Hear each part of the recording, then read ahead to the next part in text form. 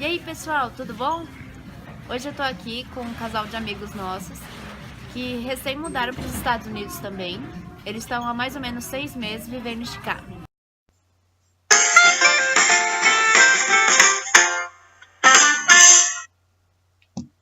A Fernanda e o Pedro. Hoje eu vou fazer algumas perguntas para eles, para entender um pouco mais, para vocês entenderem um pouco mais sobre outra experiência de brasileiros vivendo nos Estados Unidos. E é bacana que eles moram numa cidade grande, a gente pequena, então provavelmente a experiência vai ser um pouco diferente. A primeira pergunta que eu vou fazer para eles é que assim, eles costumavam viver em São Paulo de carro. E aí, hoje em dia, em Chicago, eles vivem de transporte público. Eu queria entender como que tá sendo isso para eles. Fernanda, você pode começar. Bom, em São Paulo a gente tinha carro, então a gente depende do carro na rotina do trabalho, né? Então, para ir e voltar.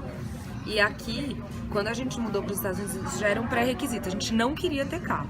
A gente queria abrir mão de passar tempo no trânsito, ficar com carro, ter esse custo a mais. Então a gente buscou um lugar para morar que fosse central, né? Então, e perto das coisas que a gente vai precisar fazer na rotina, no dia a dia. Então eu moro, por exemplo, a 4 quarteirões do trabalho, então eu vou a pé para o trabalho, que eu queria qualidade de vida, e para mim não ter carro é qualidade de vida, desde que eu tenha um bom transporte público. E perto da nossa casa tem tudo aquilo que a gente precisa, tem banco, tem supermercado, tem restaurante, tem barzinho, tem balada, é perto do centro, então a gente consegue se virar muito bem. E aí, às vezes, lógico, quando a gente precisa ir para algum lugar mais distante, a gente usa Uber e usa metrô bastante, né? Porque em Chicago o transporte público, pelo menos para os lugares que a gente costuma ir, ele tem fácil acesso, e a gente mora na esquina da estação do metrô. Então, eu acho que vale a pena falar um pouquinho de como é o transporte público em Chicago. Eu imagino que na maioria das cidades dos Estados Unidos não existe uma grande rede de transporte público, como metrô. Geralmente, muitas cidades têm ônibus só, ou trem suburbano. Chicago é uma cidade diferente, um pouco como Nova York. Tem uma rede de metrô antiga, né? Talvez até pra gente que veio de São Paulo, veio do Brasil, a gente até se assusta um pouco.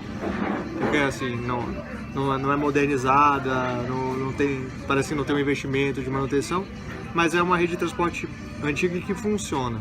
Assim, E é caro andar de transporte público? Não é caro, né? A gente tem $3. $3 o passe, mas o passe mensal ou semanal sempre vale mais a pena e acaba não saindo caro. Um pouco mais barato do que... E horário de pico, como funciona lá? Não é tão lotado quanto no Brasil, então não é tão desconfortável nesse ponto.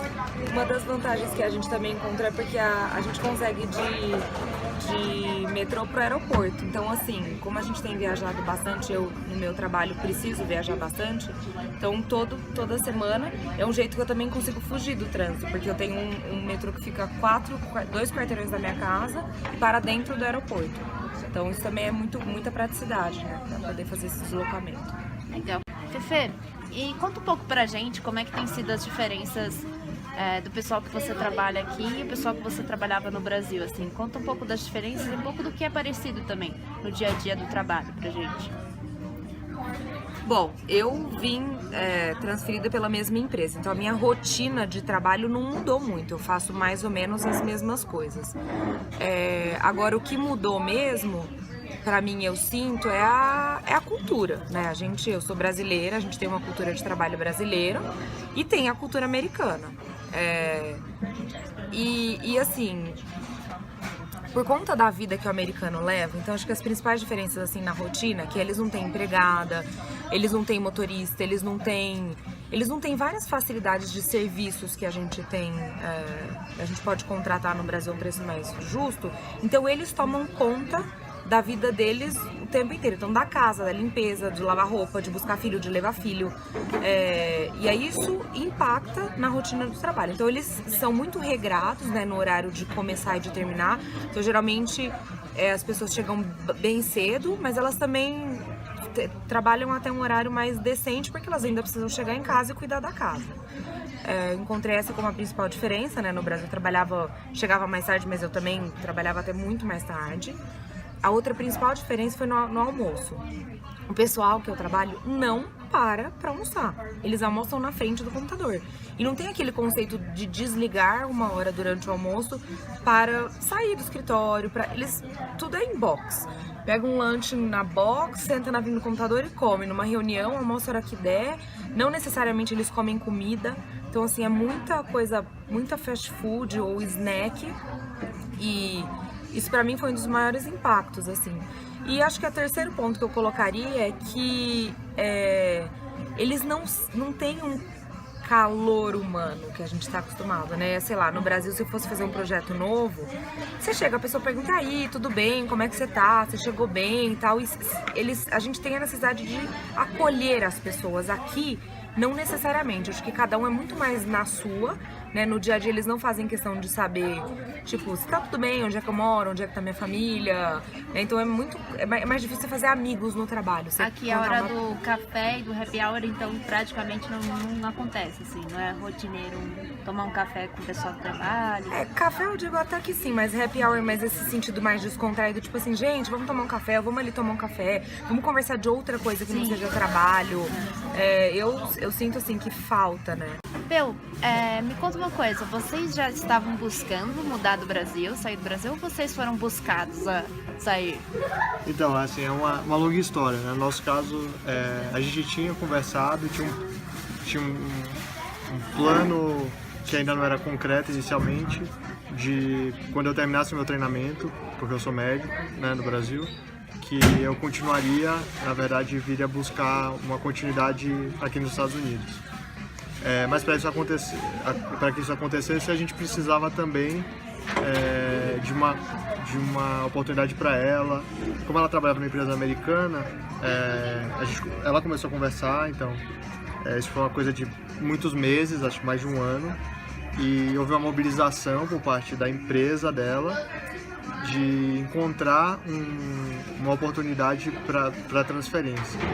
E aí eu acho que casou a nossa intenção inicialmente com a possibilidade que surgiu de uma vaga para ela nos Estados Unidos, e no momento em que isso foi se construindo, foi amadurecendo, a gente também foi amadurecendo, né, a nossa ideia durante o processo, e acabou acontecendo de uma forma, digamos, a gente estava buscando, mas as oportunidades aqui pra gente também acabaram aparecendo, entendeu? Então...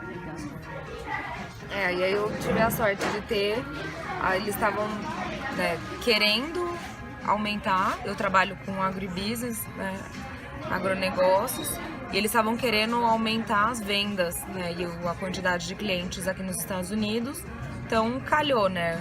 Então eu queria, eles também me queriam, então deu certo de eu ser transferida e a gente poder vir pra cá. As vontades acabaram se casando.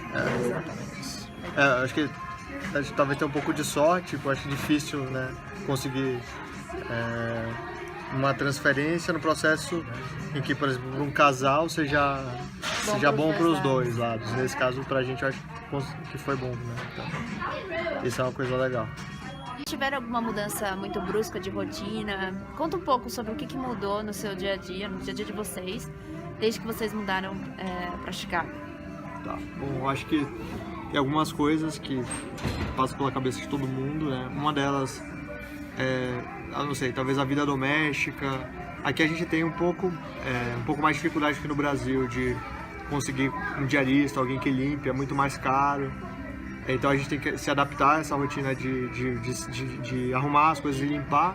Por outro lado, a forma como as coisas são construídas aqui, a organização da casa, dos apartamentos, facilita um pouco, né, mais do que no Brasil, a limpeza. Os produtos de limpeza, os aparelhos. Então aqui é cultural usar o lava-louça, e a gente acabou aderindo, né, a isso. Tudo lava na máquina, não existe lavar na mão. Não existe essa possibilidade. A gente também abriu mão do ferro de passar roupa, tem vezes que a gente sai meio mastigado. Isso é bem diferente no Brasil. Eles não se importam, né? Não, ninguém tá nem aí, né? Todo mundo faz isso aí.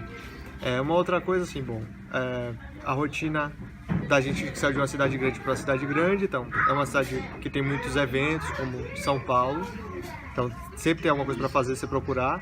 Tem uma coisa que é diferente aqui, é que cada estação, cada temporada, pela mudança do clima, tem uma característica bem marcante nas atividades. Então, no verão, na cidade, tem programas a céu aberto, atividades, às vezes, públicas, em parques, praças, em ruas. Por outro lado, no inverno, né, muito mais se voltam para ir para dentro. Então, que a gente acaba tendo a questão do frio e da neve, do clima. Isso é um pouco diferente.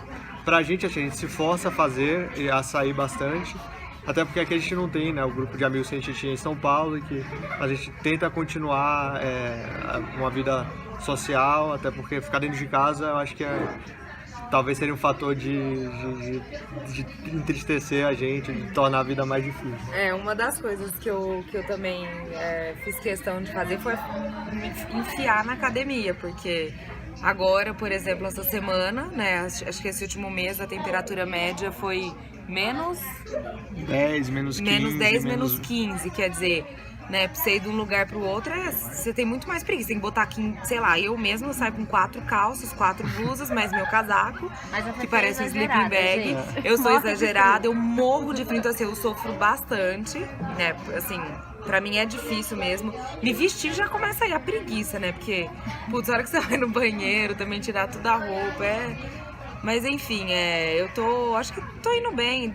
Como eu saio bem encapotada, eu consigo viver, né, fora. Mas eu acho que a questão do frio é uma questão também de adaptação. Então, é muito diferente. O começo, os primeiros frios, os primeiros dias de muito frio, você sente muito mais.